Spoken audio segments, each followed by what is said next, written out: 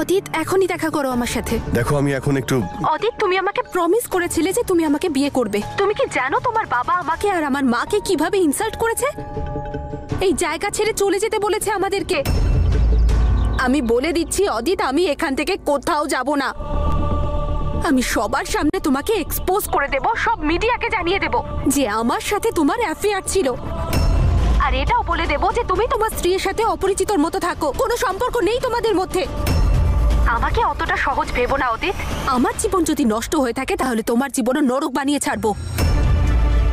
তোমাদের ওই অনুষ্ঠানে গিয়ে তোমাদের ভালো ফ্যামিলি সেজে থাকার ইমেজটাই নষ্ট করে দেব। দেখো তুমি... আর তুমি জানো যে আমি এই কাজটা করতেই পারি অদিত। তুমি আমার কথা শোনো। আমি... হ্যালো হ্যালো, শুনতে পাচ্ছো? হ্যালো, কি যে হচ্ছে এবার? ওকে আমি আটকাবো কি করে? আর ওকে বলো ও যেন গিয়ে ওর বউকে সরি বলে এখানে নিয়ে আসে, কারণ ওই মেয়েটা ওর পলিটিক্যাল ক্যারিয়ারের টিকিট।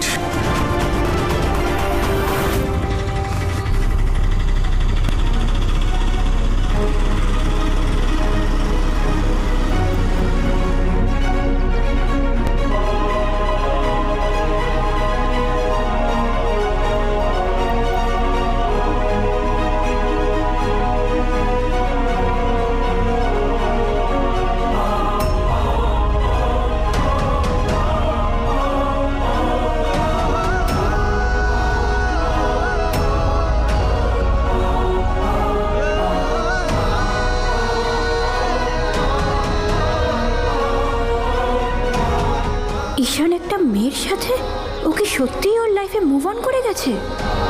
দাদা, বেলুন নাও না। আরে তুমি...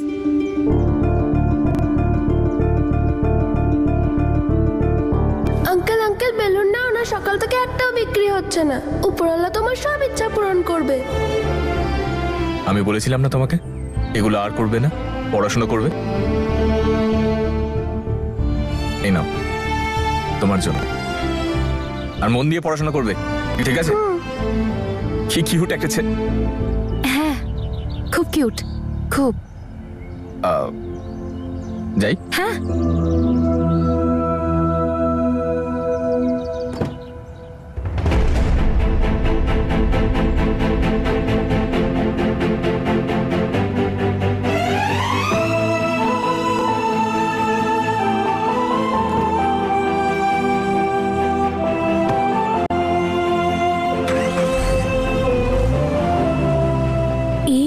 কে ছিল?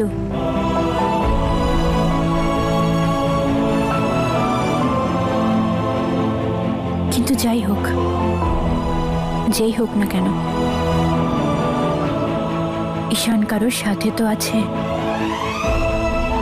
ও হয়তো এখন মুভ অন করার চেষ্টা করছে। থ্যাংক ইউ উপরওয়ালা, থ্যাংক ইউ সো মাচ। আমি যেটা চেয়েছিলাম সেটাই হচ্ছে। থ্যাংক ইউ বাবা। উৎসবের সময় নম্রতাকে এখানে পাঠিয়েছো, আমাদের খুব আনন্দ হয়েছে। এসেও সব কাজ করে দিয়েছে, আমাদের কিচ্ছু করতে দেয়নি। অনুষ্ঠানের সব প্রস্তুতি ও নিয়েছে। কপাল ভালো যে নম্রতা কিছু বলেনি। ও আপনাদের কথা খুব চিন্তা করে। আমরা এবার ওকে নিতে এসেছি। জানেনই তো সন্ধেবেলা বাড়িতে পার্টি আছে। আপনাদের বাড়িটা যেমন ও গুছিয়েছে, তেমনি এবার নিজের বাড়িটাও গুছিয়ে নিক। আর ওকে ছাড়া তো সেলিব্রেশন হতেই পারে না, তাই না? ঠিকই বলেছেন, বাড়ির অনুষ্ঠানে ওকে তো থাকতেই হবে।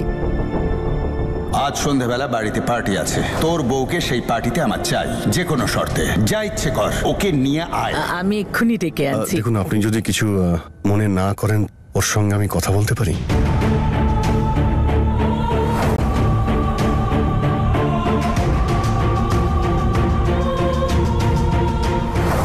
না অদিত, তুই বস, আমি ওর সঙ্গে কথা বলছি। কোথায় ও? বলছিলাম আমি একবার কথা বলিনি, ততক্ষণ আপনারা বসে জল খাবার খান।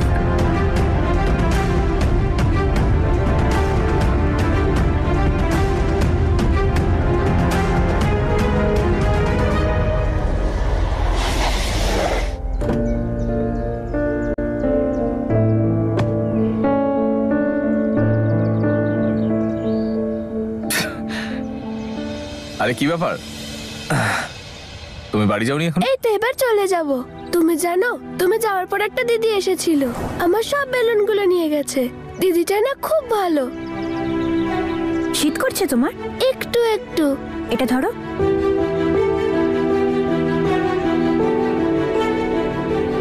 এই নাও, আমার দাদু এটা বানিয়েছে, আমার খুব ভালো লাগে এটা, খাও। যদি তোমার এতই পছন্দ তাহলে আমায় কেন দিচ্ছ? কারণ আজকে আমি খুব খুশি হয়েছি। প্রথমে আমায় শালটা দিল, তারপরেই হালুয়া।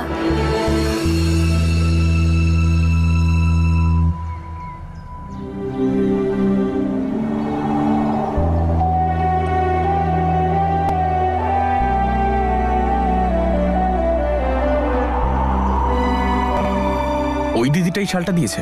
হ্যাঁ তো। আমাকে খাওয়াবে না? আরে বাবা, এটা একটু খেয়ে যাও অন্তত। এখনো তুমি আগের মতোই বানাও, একদম সুপার টেস্টি।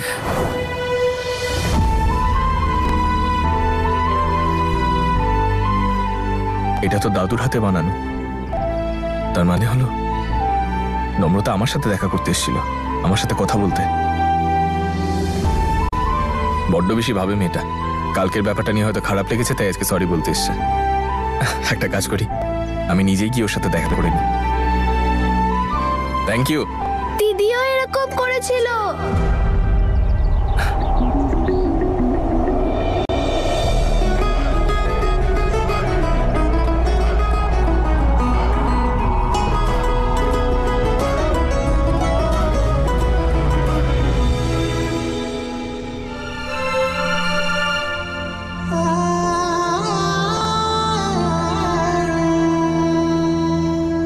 নম্রতা, আরে দাদু, আমি তো আসছিলাম নিচে। আরে মা, আজ অনুষ্ঠানের দিন, তুই আমার কাছে তো কিছু চাইলি না। হে বাবা, আমি তো ভুলেই গেছি দাদু। দাদু, তুমি আমায় আশীর্বাদ করো, আশীর্বাদ করো যেন লাইফে যতই সমস্যা হোক না কেন আমি যেন তার মোকাবিলা করতে পারি, আর সব সময় যেন সঠিক পথটাই বেছে নিই।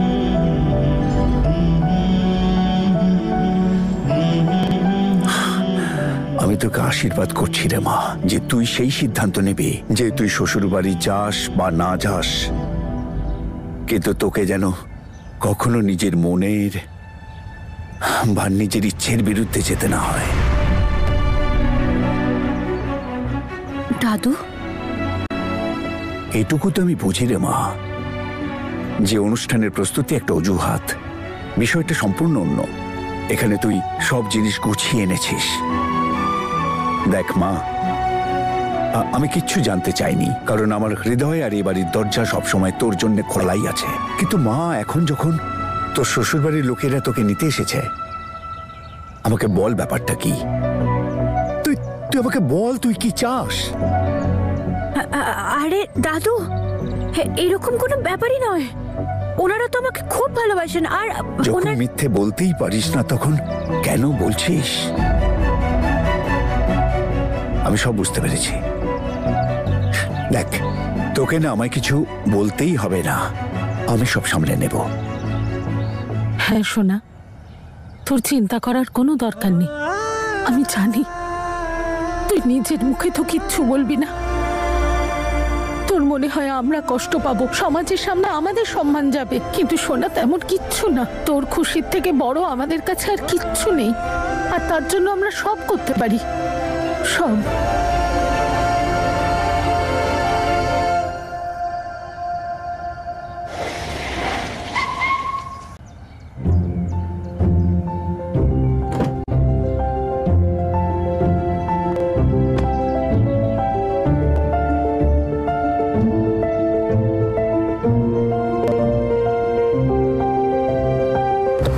কতবার বলেছি যে আমার থেকে দূরে থাক। তোর কি মনে হচ্ছে আমি ওখান থেকে এসে গেছি বলে ফ্রি হয়ে গেছি?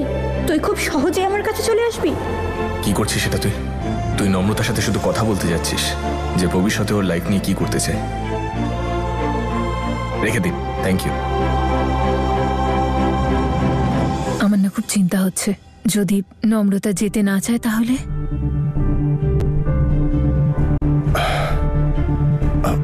Excuse me.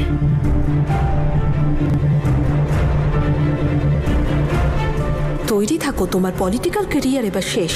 আমি তোমাকে সবার সামনে এক্সপোজ করে দেব, সব মিডিয়াকে জানিয়ে দেব যে আমার সাথে তোমার অ্যাফেয়ার ছিল, আর এটাও বলে দেব যে তুমি তোমার স্ত্রীর সাথে অপরিচিতের মতো থাকো, কোনো সম্পর্ক নেই তোমাদের মধ্যে।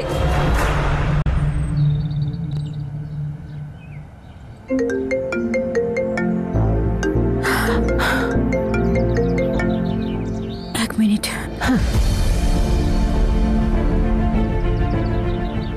হ্যালো, নম্রতা, তোমার সঙ্গে আমার একটু কথা আছে।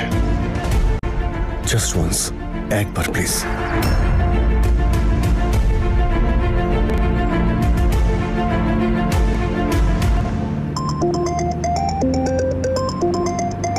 হ্যাঁ শাগনিক, বল। ওই হ্যালো, কি খবর ভাই? কোথায় আছেন আপনি? উৎসবের কি প্ল্যান বল? এখানকার উৎসবটা ফাটাফাটি হয় ভাই। আর এতদিন পরে এসেছি আমি, এবার যখন এসেছি সুযোগ ছাড়বো না ভাই। তোর প্ল্যানটা বল। ঠিক বলেছিস তুই। আর আজকের দিনটার ব্যাপারই আলাদা, আর আজকের অনুষ্ঠানটা তো আরো স্পেশাল। জিজ্ঞেস করো এত খুশি কি? হ্যাঁ, আচ্ছা একটা কথা বল, তুই এত আনন্দ পাচ্ছিস কেন? কালকে তো দেবদাসের মতো ঘুরে বেড়াচ্ছিলি। এই স্প্লিট পার্সোনালিটির রহস্যটা কি? বলবো, সব কথা তোকে বলবো, দেখা করে বলছি। চল বাই। ও আবার নম্রতার সঙ্গে দেখা করতে যাচ্ছে না তো?